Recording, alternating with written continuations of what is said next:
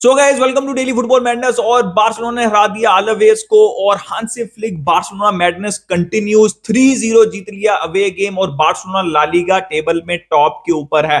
तो Barcelona is back to winning ways Champions League के अंदर भी और ला लीगा के अंदर भी before the international break, which is positive news for Barcelona. देखिए कंफर्टेबल मेरे हिसाब से तो 90 मिनट्स कंफर्टेबल 90 मिनट्स थे।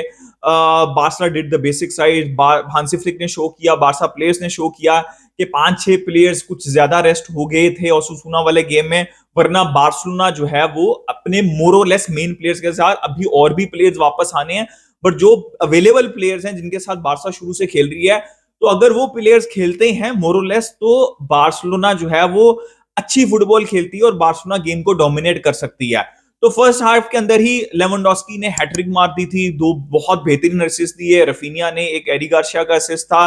तो ओवरऑल जैसे मैंने कहा कि 90 मिनट्स के अंदर बार्सिलोना का कंट्रोल था और बार्सिलोना इससे भी ज्यादा गोल कर सकती थी। Raphinha I think 1-2 goal score कर सकते थे, 4 गोल लेवेंडोस्की कर सकते थे, पेड्री के पास बहुत अच्छा चांस था कन्वर्ट करने का, लमीन यमाल के पास चांसेस थे, बट ओवरऑल जैसे मैंने कहा कि बार्सिलोना का बहुत अच्छा गेम था। एक बड़ा इंपॉर्टेंट पॉइंट है, टेक्टिकल पॉइंट है, जिसके ऊपर मैं डिस्कशन करना चाहता हूं। अक्सर कहते हैं high risk high reward football खिलाते हैं हांसी फ्लिक, उसके अंदर हम मोस्टली ये डिस्कस करते हैं कि भाई दो सेंटर बैक और एक डीएम जो है या सीडीएम आपको कह लें, वो पीछे रहते हैं of on the ball, right. वो भी ऑपोजिशन हाफ में, पीछे का मतलब है ऑपोजिशन हाफ के अंदर ही, बाकी सारे जो हैं वो they are very close to the box. चाहे वो पेड्री हो, जब वो डीएम के साथ कसाडो के साथ खेल रहे हो, चाहे वो ऑब्वियसली रफीनिया हो नंबर 10 हाफ स्पेसेस के रोल में, तो दे आर ऑलवेज अटैकिंग। तो मेन चीज क्या है कि भाई you are overloading the opposition box या फिर close to the opposition box. तो ये हाई रिस्क हाई रिवॉर्ड है, लेकिन इसकी एक और डेफिनेशन भी है, वो है बार्सिलोना की हाई लाइन। ठीक है, बार्सिलोना ऑफसाइड ट्रैप बहुत अच्छा मेंटेन कर रही है और ये भी हांसी फ्लिक को देखें, ये भी हाई रिस्क हाई रिवॉर्ड है। बार्सिलोना हाई लाइन मेंटेन कर रही है, लेकिन this comes from the manager. Barcelona बहुत ज्यादा डिसिप्लिन के साथ, ठीक है, और ये सिर्फ आज के मैच में नहीं, आज के मैच में आपको ज्यादा इसलिए दिख रहा होगा क्योंकि तकरीबन बार्सिलोना ने 12 से 13 दफा, एग्जैक्टली आई थिंक 12 दफा बार्सिलोना ने ऑफसाइड ट्रैप किया, जिसके अंदर गोल हुए भी अलावेस के और गोल नहीं भी हुए। लेकिन इसका क्रेडिट बार्सिलोना को जाता है, हांसी फ्लिक को जाता है कि वो बहुत बेहतरीन तरीके से ऑफसाइड ट्रैप या फिर बार्सिलोना अपनी डिफेंस लाइन मेंटेन कर रही थी, जिसकी वजह से बार बार जो है वो ऑफसाइड हो रही थी। और दो चीजें हैं, एक तो ये बार्सा का डिसिप्लिन बहुत अच्छा है। अगर आपने इस तरह की फुटबॉल खेलनी है तो डिसिप्लिन होना चाहिए, that comes from the manager. Obviously players उसको बहुत अच्छी तरीके से एग्जीक्यूट कर रहे हैं। भाई कोई भी टीम आपके साथ खेलेगी, आज एलोवेस की बहुत एक सिंपल स्ट्रेटेजी थी, ओवर द हेड वो बॉल फेंक रहे थे, बार बार फेंक रहे थे और बार बार ऑफसाइड हो रही थी, क्योंकि बार्सा अपनी हाईलाइन जो है मेंटेन कर रही थी।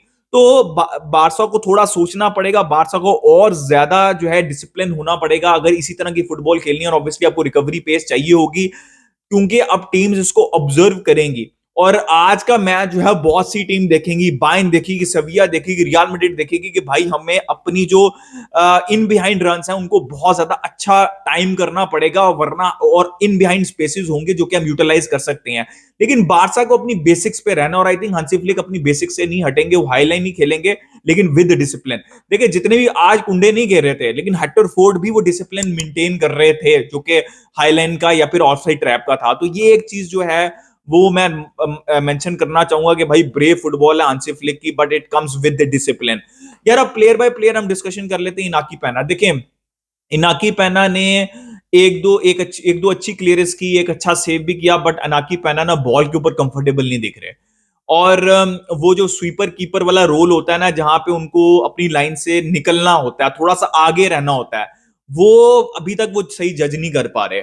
देखिए मैं ओवर क्रिटिकल नहीं होना चाहता, लेकिन अभी तक मुझे बहुत अंडर कॉन्फिडेंट दिखते हैं और मुझे ऐसा लगता है कि वो अभी या तो उनके अंदर कॉन्फिडेंस की कमी है इस टाइम पे, जो कि होनी नहीं चाहिए, क्योंकि वो पिछले सीजन भी खेल चुके हैं बार्सा के साथ, तो उनको रेडी होना चाहिए, कॉन्फिडेंस की कमी नहीं होनी चाहिए।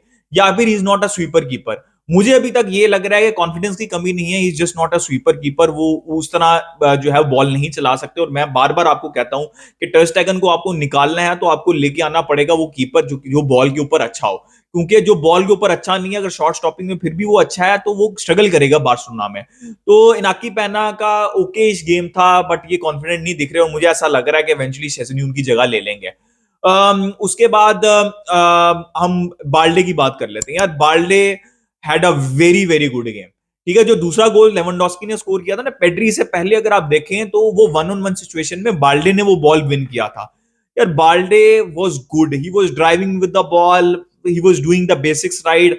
आई नो आप में से बहुत से लोग कहेंगे वो फाइनल बॉक्स के अंदर वो फाइनल बॉल या एक दफा उनको शूट लेनी चाहिए तो उन्होंने लेफ्ट के ऊपर पास कर दिया था।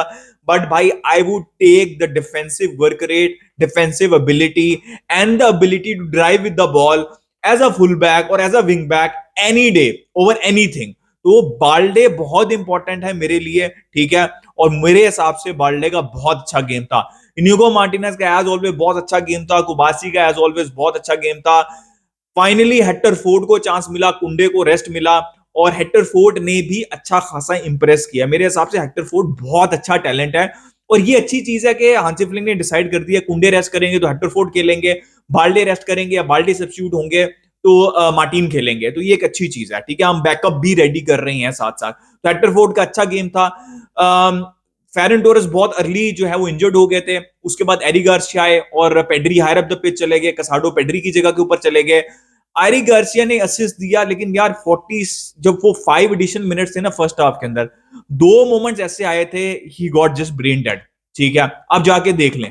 तो ऑब्वियसली उन्होंने वो असिस्ट दिया, he was good on the ball. देखिए बॉल डिस्ट्रीब्यूशन उनकी अच्छी है, मैंने हमेशा से ये बात बोली है, लेकिन डिफेंसिव एरियाज के अंदर वो कहीं ना कहीं जिटरी दिखते हैं। आप 40 से 45 मिनट जाके देखें, कोई भी और टीम होती ना वो बारसा को पनिश कर देती। बट ऑब्वियसली हांसी फ्लिक के पास और कोई ऑप्शन नहीं है, और स्पेशली जब फेरन टोरेस इंजर्ड हो गए थे और अभी फ्रैंकी डियोंग जो है वो फुली इतने फिट नहीं है कि वो 90 मिनट्स खेल सकें। खैर, moving on, Eric Garcia had a decent game right.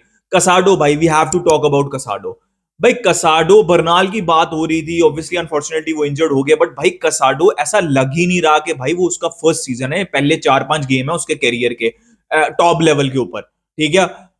ऐसा लग ही नहीं रहा, इतना वो बंदा कॉन्फिडेंट है, वो पीछे जाता है, कहता है बॉल दो, बॉल को चलाता रहता है, उसकी क्रिएटिविटी भी बहुत अच्छी है, फिर वो भाई बॉल विन बहुत बेहतरीन करता है। ही इज गावी 2.0, और गावी 2.0 मैं ये नहीं कह रहा कि वो गावी का second version, he is very good भाई, he is very good. It will be very very hard to take him off right now, चाहे फ्रेंकी वापस आ जाए चाहे गावी वापस आ जाए, he is playing very good right.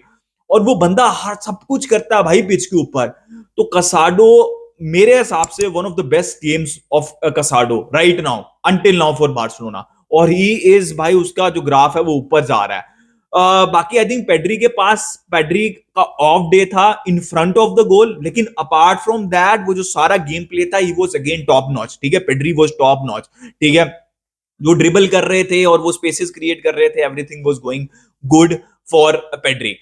अब हम आ जाते हैं लमीन यमाल के ऊपर। देखिए लमीन यमाल का ना 17 साल का ऐसा लड़का जिसका आज ऐसा ऑफ डे ना, ऑफ डे था, लेकिन वो कैसा ऑफ डे था कि उसका जो ऑफ डे है ना वो बहुत से एक्सपीरियंस प्लेयर्स का अच्छा दिन होगा, ठीक है। तो ये आप समझ लें कि उसका उस हिसाब से ऑफ डे था, but he was doing everything right. वो विड्थ प्रोवाइड कर रहे थे, he was taking on players, so I think lamin Yamal had a good game. And के ऊपर थोड़ा सा गुस्सा थे, पिछले मैच में भी थोड़ा सा गुस्से थे, लेकिन Hansi Flick is telling him भाई आई एम द बॉस, आप 17 साल के हो। और अच्छी बात है, वो देखें प्लेयर तो खेलना चाहता है, लेकिन मैनेजर को पता होना चाहिए कि भाई ये अपॉर्चुनिटी है इसको रेस्ट देने की, थोड़ा सा रेस्ट देता हूं मैं उसको। तो I am all with Hansi Flick. I know थोड़ा सा डिसअपॉइंटेड होंगे क्योंकि गोल या असिस्ट नहीं मिल सका था लमीन यमाल को। बाकी रफीनिया भाई, रफीनिया इज एब्सोल्युटली बॉलिंग भाई, क्या भाई सेट पीस मास्टर है बंदा, वो क्या डिलीवरी देता है यार। उसके बाद वो जो लेवेंडोस्की वाला असिस्ट था, he was everywhere on the pitch. It's just not about assists, it's just not about the goals, it's about his heart, his passion for the club, right? और बंदा भाई वर्क रेट टायरलेसली जो है वो बंदा work rate provide कर रहा होता। Top game from Raphinha again, top game from Lewandowski again भाई। तीसरी वाली फिनिश तो बहुत बेहतरीन थी, मतलब सारी फिनिश, दूसरी तो आसान थी लेकिन तीसरी बहुत, वो जो एरी गार्सिया ने बॉल दिया था, तो that was a difficult finish और लेवेंडोस्की की हैट्रिक। और I think it was a brilliant game overall from Barcelona. फिर बेंच से कुंडे आए, ऑब्वियसली कुंडे के ऊपर हम क्या बात करें, he has been very good. Martin आए, अगेन जिटरी दिखे, बहुत गंदा उन्होंने टैकल किया, येलो कार्ड लिखा। मार्टिन थोड़े से जिटरी दिखते हैं जब भी वो आते हैं। बाकी अंसु फाटी को आज काफी मिनट्स मिले, उनके पास अच्छी अपॉर्चुनिटी थी। बाय द वे मतलब या to be really honest to Ansu Fati, उनकी मूवमेंट अच्छी लग रही है, is doing the basic right, जैसे मैंने पिछले गेम में कहा था। अब मिनट्स उनको कितने मिलते हैं, क्योंकि देखें अभी भी उतना ट्रस्ट नहीं कर रहे हैं, कुछ हांसी फ्लिक देख रहे हैं जो हम नहीं देख पा रहे। जब फेरन टोरेस इंजर हुए तो वो आंसू फाटी को भी लेके आ सकते थे, लेकिन वो लेके आया एरिक गार्सिया को और पेड्री को उन्होंने हायर। सिंपल डिसीजन होता, कसाडो, पेड्री, और वो रफीनिया को सेंटर करके लेफ्ट साइड पे आंसू फाटी को ले आते। लेकिन अभी तक वो 90 मिनट्स के लिए ट्रस्ट नहीं कर रहे आंसू फाटी को।